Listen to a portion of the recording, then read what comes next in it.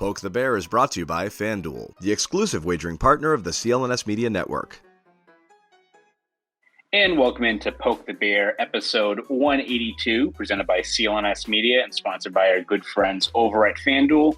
My name is Conor Ryan, and once again, we are joined by 98.5 The Sports Hub's Ty Anderson. Ty, how you doing? What's going on? How we doing? I'm doing swell, Ty. I think after the Bruins lost 3 in a row, I think people are calmed down just a little bit. Again, San Jose Sharks, not a good team at all. Very bad, some would say. But for what the Bruins needed, a good get-right game, right? Like, wasn't a 7-0 blowout. Wasn't something that you're like, all right, a lot of stuff is, back in order. But it's exactly the type of win that I think a Bruins team needed, just in terms of building their game, getting back to basics, getting back to winning hockey. What was kind of your main takeaways from that game on Thursday night? Yeah, I think that it was an example of, I always talk about in-game recovery. Hold on 1 second. My phone is going off. Let me go shut that off real quick. Yes.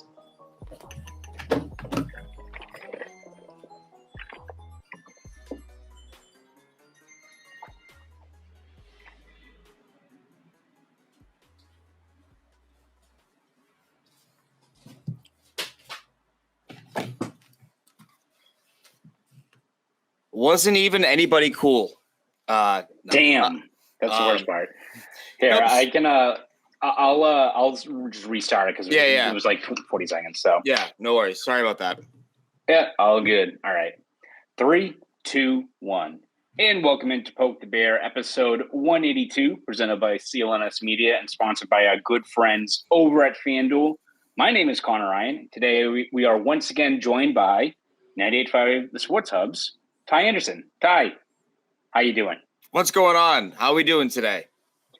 I'm doing swell, Ty, as I'm sure most Bruins fans are after Boston lost 3 games in regulation, bounced back with a much-needed 3-0 win over the San Jose Sharks. And again, are the Sharks good? Nope. No. I would even say, I would venture to say, Ty, they're pretty shitty, actually. They're a pretty bad team. Shitty Sharks. That's what they call them. But regardless of what the competition was, I think for the Bruins, it's important just to get a get-right game for them, get back to winning hockey, getting back to the details that this team needs to kind of adhere to get back and accruing points at a pretty steady rate. What was your kind of main takeaway from Thursday's win? Yeah, I always talk about in-game recoveries and how you adjust when things aren't going your way. I talk about with players, but I also talk about with teams. And I think I think Thursday night was a great example of that in terms of not a great first period. A first period that made me kind of go, are they like legit slumping now? Because 180 minutes is not a lot, but 240, it's a little bit of a bigger sample. It's 5% of a season. So, you look at it that way and you're like, okay, like what's going on here? And so, the way that they strike early in the second period and then just off to the races. They get their goal about a minute and a half in the second period. And from that point on, I think between the Heinen goal and the DeBrusque goal, I think they're out shooting them by a 12-3 kind of clip there. Just totally took it over. And so that's what I liked about it. And I think there were 3 things you needed in this game, and I think you got all 3.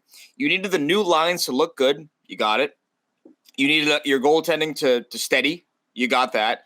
And you needed to kind of stop this trend of teams picking on you. So, I think you're 3 for 3 there. And again, competition, not the greatest standard. I understand that. But you're at the point when you lose 3 in a row, you don't care. Just get a good feeling again. And the Bruins got that Thursday night. Yeah, absolutely. And I think it's one thing. I think we all agree the most troubling thing over that 3-game slide was just the defensive fortitude really took a big step back. Again, the goaltending has regressed a little bit, but I don't think even the best goalies were going to do that well when you're so bad on the rush. You're giving up grade A chances. I think that game against the Rangers, what was it? Like they gave up 23 high danger looks. And that's not even counting, like, I think Chris Kreider had probably 2 or 3 other quality chances on breakaways. And that guy should have had a hat trick in that game. So not even if Ullmark and Springman were playing lights out as they've been doing most of the year, not going to win a lot of games with your defense playing that poorly. So I'm not going to get too much out of a game when the San Jose Sharks, I think, half of their team was like made by AI characters. Sports Illustrated had their AI writers out on this because I didn't know half the people on the Sharks line. They had friggin' Babu Frick on the second line. Like, I don't know who any of those guys are. So I'm not going to, be like, all right, like this was a much needed response for Swayman, or the defense is back. Got to work on it. We'll see what they do against Toronto. But I think the most encouraging thing from just that game is San Jose Sharks are going to try to grind out games. They're going to try to, add some physicality. And the Bruins finally pushed back, which I think you hadn't seen in the last couple of games beforehand. I think that was the biggest thing, is that much needed pushback from guys like Frederick out there. Yeah, I mean, imagine my surprise when, I'm in the press box, watching the game, and they're like, starting on defense, Ty Emberson. I'm like, I'm not doing that. That's not me. I'm up here. What are you doing up here? I was in the wrong spot. So maybe I would give them, value add if I were playing versus what they have on the back end there. I think that's, that is very much, they want to drag you down. And that is a wretched team, just an absolutely wretched team. Dead last in wins, points, goals for, goals against per game. They're just not a team that you look at and say, yeah, you could lose to them and feel good about it, right? And so, yeah. To basically avoid that game requiring more energy than you'd like to expend, that's huge, because for as much as we talk about, how they got last week behind them, they still have a pretty condensed schedule of late. And so I think that's another thing about that game, that they handled it before it got too taxing for what it should be, especially with the weekend back-to-back here on deck and a traveling weekend back-to-back at that. Yeah, absolutely. And I think you look at, it's good to see a lot of other guys contribute out there. Like Jake DeBrusk is now heating up. I think he's got 3 goals in 5 games. You need to get him going. And I think the lineup reshuffle, led some positive results from guys like him, Patra and Marchand together. I think DeBrusk back at left wing, especially with some more playmaking guys like Zach and Pasternak, should help him kind of get along there with his game. But I think one guy that has stood out, especially the last couple of weeks now, Dan Heinen. Guy signed for 1 year, $775,000. He's got, I think, 6 points in his last 8 games. And I think you look at, I think we're both in the camp of, we think Heinen's always been a very plus player. Not the flashiest guy, we know that, but I think you look at his versatility and what he brings his team in terms of also just tangible production. It's been a home run signing so far. Yeah, I mean, listen, he's on pace for, if he were playing an all 82, he'd be on pace for what would effectively be a 40-point season, and that would challenge for a career high. It wouldn't be the career high, but it would challenge for it. And, I think he's a smarter player than he was the last time Bruins fans saw him. I think he's a bit of a stronger player as well. Now he's never going to put you through the boards. He's still going to miss the net a little bit too much for your liking, but that's why he costs league minimum. That's why you're able to get him on a PTO and use that to your benefit. And this is sort of what people like myself, like yourself, that's what we were talking about, is that this is a team that was built to try to find value adds, and it looks like they got one. Looks like Heinen, the final one of that group, may just be the best one. And I think really where his value is just he can play anywhere. He can play first line. He can play fourth line. He can play left wing. He can play right wing. We've even seen him on defense in overtime this year. Like, he is truly able to be put anywhere without the on-ice play of his line mates and the team dropping below an acceptable level. And I think that's really what I find very impressive about him, and really very impressive about his fit. And so he's not the savior, but he's a part of the equation here. And no one ever said he was going to be a hero and he was the missing piece, but he was a piece that I think it was a little bit of what you needed. Just a little bit of certainty somewhere in your lineup where you have so many question marks, but you know what you're going to get from him pretty much every night. And I think it makes a big difference. So I don't see how you can complain about him unless you're watching with your 2019 blinders on and you're still pissed about what he was, back then when he wasn't good enough for your eyes. Yeah, and I think just how he's played this year, just all those little plays. Like, again, you'll take the production, right, of 6 points in 8 games, what have you, and he's playing really well in that regard. But he also just makes so many small plays that contribute to winning hockey, and I think that's what the team needs right now. I think there was one play where he was on the rush where he just made a really good touch pass that kind of got the puck going down the other end of the ice. And I think I said to you, like, this guy's been like their best guy on the rush, which is not how you envision Danton Heinen being, but making those smart, simple plays. And that's something that I think Jim Montgomery has mentioned time and time again over this kind of extended lull, is that Bruins are not making just the easy, boring play. Maybe sometimes you need to make the boring play just to get the puck out, to limit the amount of time in your own end. And Dan Heinen's the perfect guy for that spot. And I think the most important thing is the fact that he's adding this value with that contract, right? Like, regardless of what kind of play style you want from these guys, if a guy like him and a guy like James Van Riemsdyk are counting combined for under $2 million against the cap, they've got 22 combined points on the year, you'll certainly take that over, I don't know, Tyler Bertuzzi, who's got 9 points at $5.5 million, right? Like, it all comes down to this team, especially with how the cap crunch is, with making the most out of what limited cap space you had. And so far, it's worked out well, considering just how the Bruins have been able to sign so many guys at those various deals. Yeah, and what I would say to you is that Danton Heinen has now played 14 games. And what I would say about that is that Tyler Bertuzzi has played 21. Danton Heinen is only 2 goals behind Tyler Bertuzzi, and he's only 2 points behind him overall in terms of matching his production. Now, the obvious sort of caveat here that you have to mention is that, well, if Bertuzzi stayed here, his production would probably be better because he had that chemistry, he had a fit, all of that. However, we've talked about this. The Bruins had to moneyball their roster. They said, no, we can't keep Bertuzzi, but can we get production like his at a fraction of the price? Right now, they are getting that. Between Heinen, you mentioned JVR, like, they are getting enough production there where, you know, all the offseason hemming and hawing about Tyler Bertuzzi, oh, how could you let him walk? How could you not give somebody away to keep him?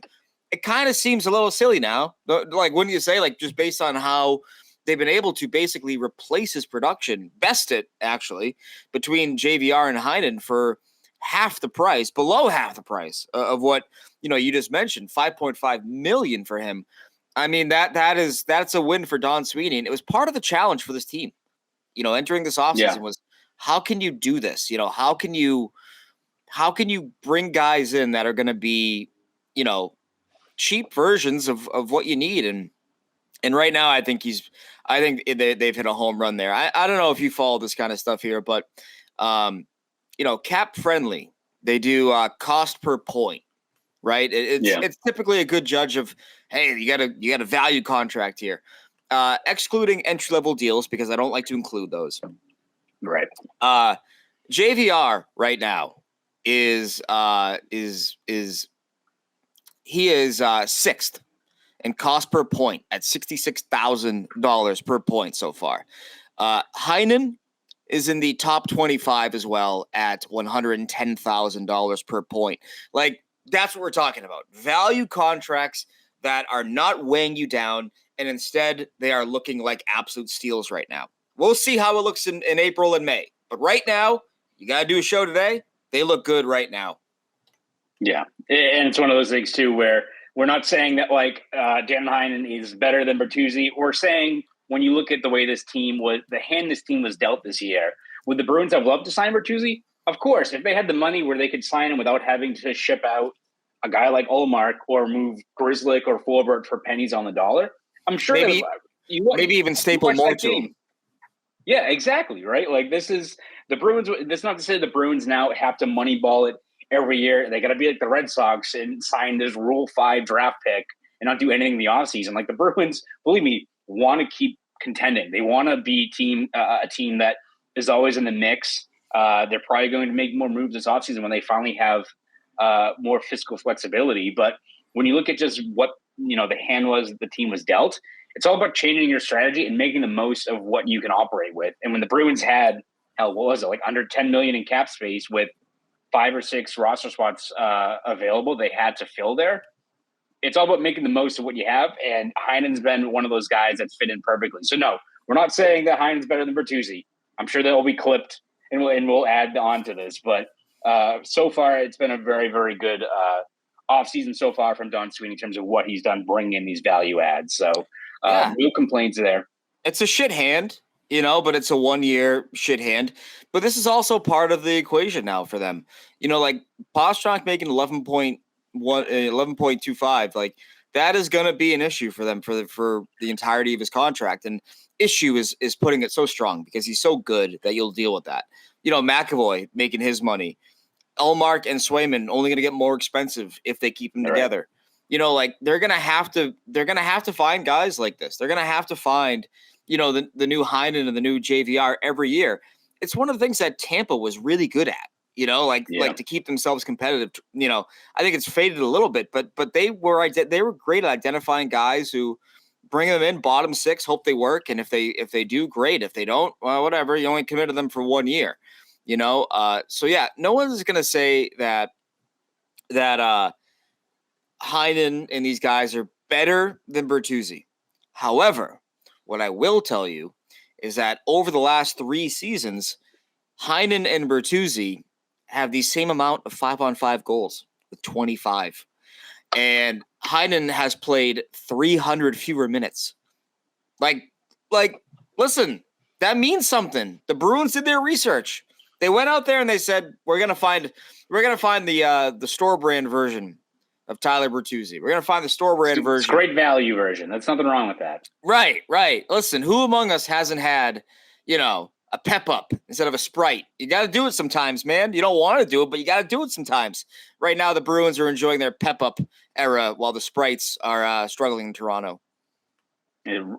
Sheldon Keefe is just yelling at them right now as it's going on. But yes, Ty once again bringing the very rational takes, throwing out those very fancy stats like 5-on-5 goals, 5-on-5 assists, those things that are tough to quantify for some people. But no, very, very good. Use your eyes. Exactly. Okay, I am. Why aren't you? Yes, basic stat lines here. It's tough to grasp, but we're going to take a look ahead now at the Bruins' plans maybe in free agency, looking at just this year. But before we kind of turn the page there, let's take a brief break and hear from our friends over at FanDuel. Score early this NFL season with FanDuel, America's #1 sportsbook. Because right now, new customers can get $150 in bonus bets with any winning $5 moneyline bet.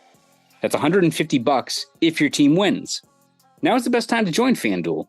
The app is easy to use and you can bet on everything from spreads, player props, over-unders, and more.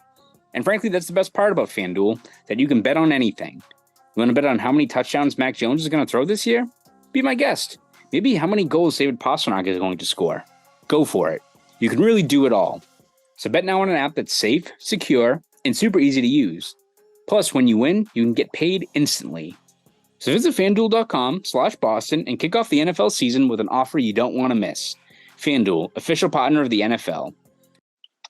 Once again, shout out to our good friends over at FanDuel. I once again hope that the placeholder ad that I play on our recording is not the same one, Ty, that runs on the show where I mention how many touchdowns Mac Jones is going to throw, because I don't think he's going to be throwing any more touchdowns this year. Maybe to the other team, maybe like a pick six, but again, talking about ad reads that age poorly from yours truly, it's not great. Well, listen, I had the Patriots season win total. I took the over, and it came crashing and burning in at before December, which I didn't think was going to happen. I got that little notice that was like, "Hey, this bet lost." I'm like, thanks, appreciate it. So I can't roast you too much for that because I'm going through the same thing. Yeah, it is not good over at Foxborough right now. But speaking of other bets, I'm sure one. Are they bet, sending you there, by the way, on Sunday? Are you doing that? I will be there to see what I'm sure will be a spirited matchup. It's going to be terrible. The game is going to be so bad. All these games are going to be hazard pay. All of these games, it's not even like I mentioned before, but I would so wish that this team was bad, but it was like the level of bad where you lose 38-35. Like, that's fun. Like, remember the Lions, like, even when they got Campbell, we're still very much a work in progress, and we're just like losing games in that fashion. Oh yeah, that's cool. It's frustrating. It's like when you have a team like a rebuilding baseball team, where like your bullpen sucks, but you can score a lot of runs. So it's still really annoying when you lose those 10-8 games. But something to talk about. Like, every game is the same. It's like watching the Patriots are like The Land Before Time, like after the 5th movie, where, listen, it gets really old. Listen, I'm not here to besmirch a great film series, but you know what's going to happen every movie. Like the same script happens every single time. The dinosaurs show up late. Mac Jones throws an interception, as we all know. It follows the same script. I'm done. I'm done, Ty. Yeah, I'm the same way. I can't keep going through the clown shoes every week where I know that you're going to have a drive where you need some points. It's going to start out okay, and then here comes a back-footed throw to the other team, like in plain sight. Here it is. It's like, oh my God, how do you keep doing this? I think it was the second interception where against the Giants, I just went, I'm done. I want off. I need something else. I can't do this anymore, which is wild because there's a lot of people there that I think did the old, hey, Bruins in New York on Saturday, Patriots and Giants on Sunday. It's like, ooh, it's a bad weekend for you, man. I apologize if you took part in that. Yeah, I was stuck on the Merritt Parkway driving home, and I had a much better time stuck in Connecticut traffic than watching that abomination of a game. But as you know, we look at player odds and Mac Jones and all that stuff. I'm sure one very popular bet, probably on FanDuel, was where Patrick Kane was going to end up. Ends up going to the Detroit Red Wings. See how he fits there. Again, don't know how exactly he's going to do with that hip resurfacing surgery, which doesn't really have the best track record. That's like one where you have, and it's like when Petraglia had like the cartilage replacement surgery, and it's like, all right, maybe it works, but that's kind of the one you have where you're like, oh, like I don't know how long you're in that's going to last out there, but we'll see what he brings. But I think the most striking thing when you look at the teams that Kane was hearing from, apparently the Bruins made a pretty late push there. Were you surprised to see the Bruins kind of knock on that door and see whether a guy like Kane could help this team? Yeah, I was a little surprised, but maybe this is so there's one of two ways this could go, right? This could be that they realize what their weakness is and they think they need more scoring punch, more power play help, whatever that case may be. Or B, this is them going, if Patrick Kane is available, we're going to make the call. Doesn't matter what we need. We'll find a way to fit him in. We're not worried about that. I would personally believe that they're more the former than the latter. And I think a reason why I feel that way is that, you know, their defense and their goaltending, for the most part, has been good to great. You know, this last little slump withstanding here. But, you know, I think that you need some more scoring punch. And so I think it's a little bit of a spoiler into what they may be looking at. And, you know, I'm going to jump on the Wayback Machine here. This reminds me a little bit of 2009, 2010, when they were so tight against the cap that, yeah, they could make a trade, but they also said we could bring in Miroslav Šatan for league minimum, you know, prorated league minimum. And that saves us from having to spend more assets.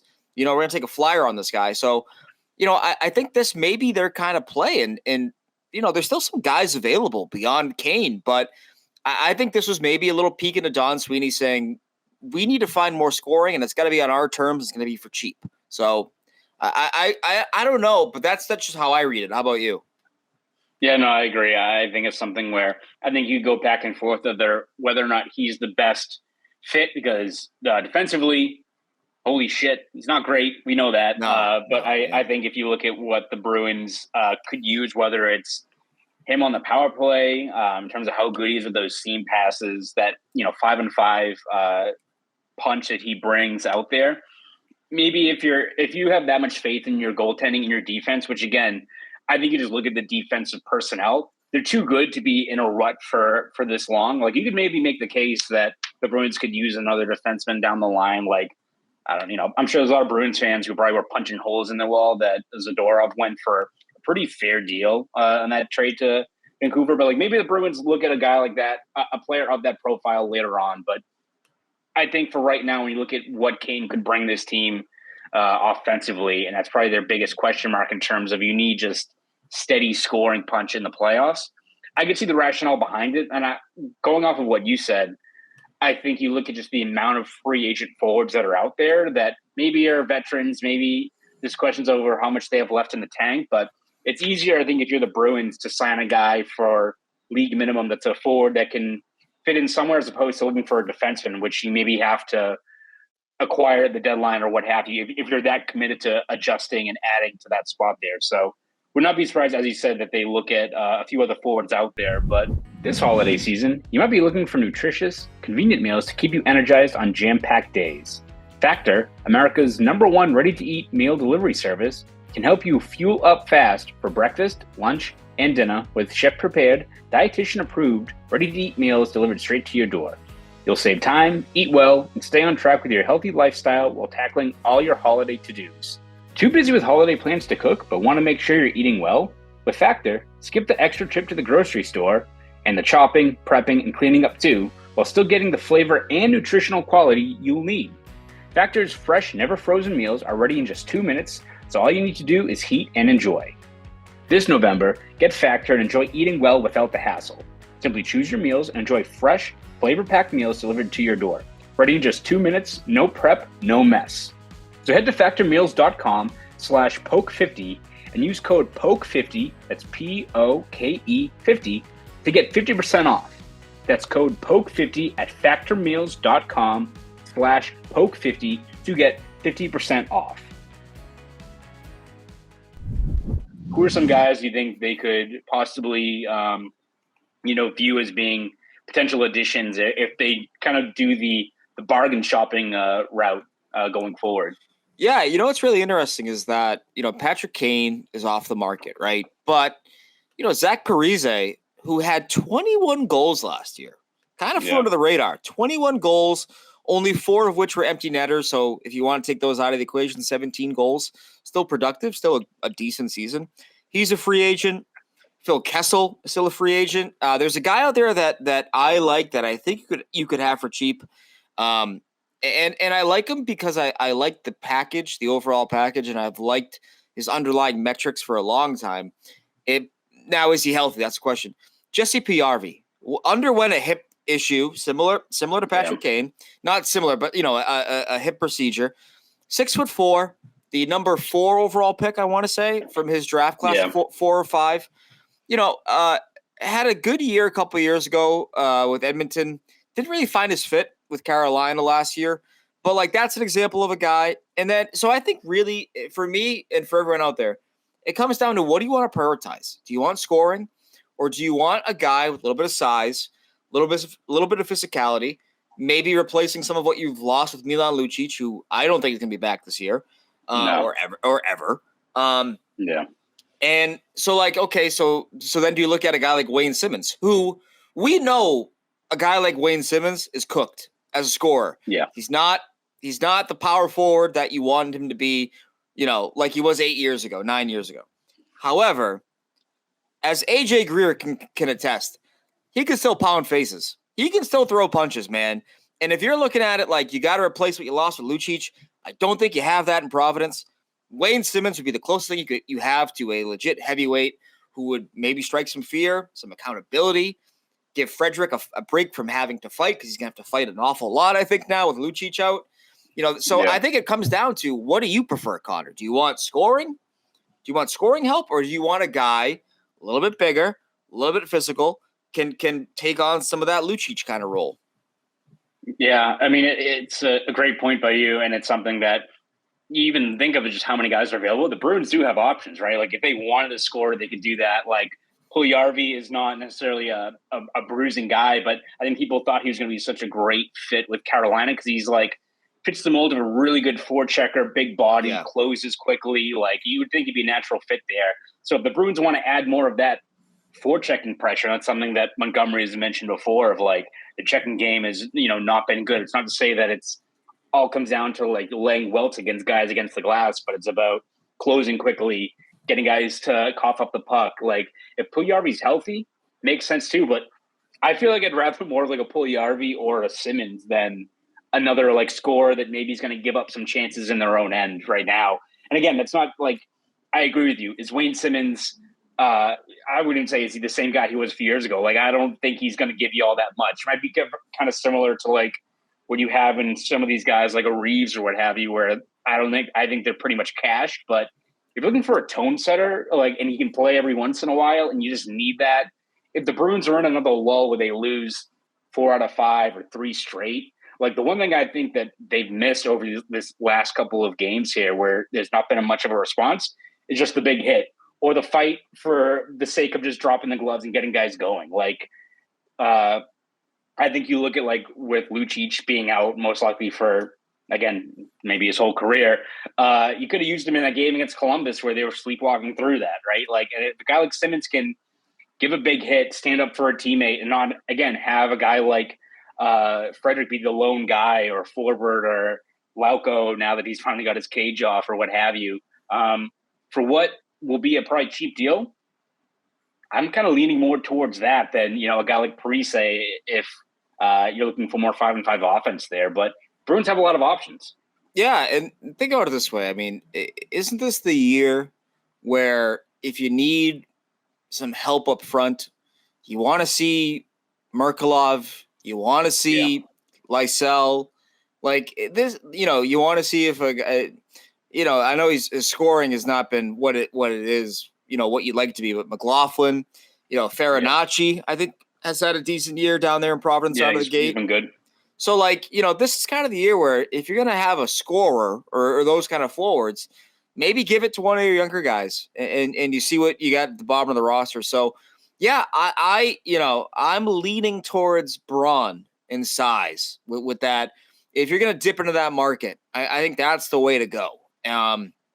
Could you try to maybe appease both, with a guy like Eric Stahl, who's 6'3", 6'4", was playing a fourth line role, had a good playoff, I thought, for Carolina. Yeah. Carolina, Jesus. Yeah, 13 years ago. For Florida last year, so. But where I'm going with that is I think I want what we're talking about here, physicality, forechecking. I want somebody who can instill anxiety in either team. And they can't instill Lucic levels of anxiety, in terms of, hey, here comes a 240-pound guy in on a forecheck, but can be menacing and physical in their own right. And I think that's – you can't have that all fall on one guy. That leads to problems. And so that's kind of why I'm thinking that, because I think the odds of you having a 20, 23, 24 Phil Kessel in the minors is greater than your odds of having a physical presence down there. I don't really think that there is one who's signed to an NHL contract anyways. Justin Brezzo is not on an NHL contract. Yeah. So you maybe you need one of those kind of guys right now. You heard it here first, guys. Once again, Dan and Heinen, better than Tyler Bertuzzi. We both endorse the Bruins getting someone to punch people's faces in. No. Once again, all good. We are our Twitter mentions. Yes, exactly. We have flipped the script now, but no, I agree with you. I think if the Bruins are going to look at the bargain bin, they're a target on the DVD section that has Jingle All the Way at Christmas time. They're searching through those. I think getting more size, more physicality is what they kind of need, especially given how you're not going to most likely have Lucic back the whole year. So we'll see how that kind of maps out as the season goes along. Bruins have no shortage of options there. But Ty, before we wrap things up, where can we find your work? Oh, baby, you can find me everywhere. 985sportshub.com. Podcast of Sports Hub Underground with myself and Matt Dolph. On Twix, as I'm now calling it, Twitter/X. Yes. @_Ty Anderson. You can catch me on there. I try to reply to people. I'm sorry that I don't do it enough as I should. Just know that I love you, unless you're really mean, in which case, go outside. Well said, Ty. And you can read my stuff over at boston.com, and you can follow me on Twitter, X, whatever the hell it is, @Conor Ryan _93. So that is our latest episode of Poke the Bear. Thank you guys again for listening. I'm Conor Ryan. That's Ty Anderson. You guys have a great rest of your week.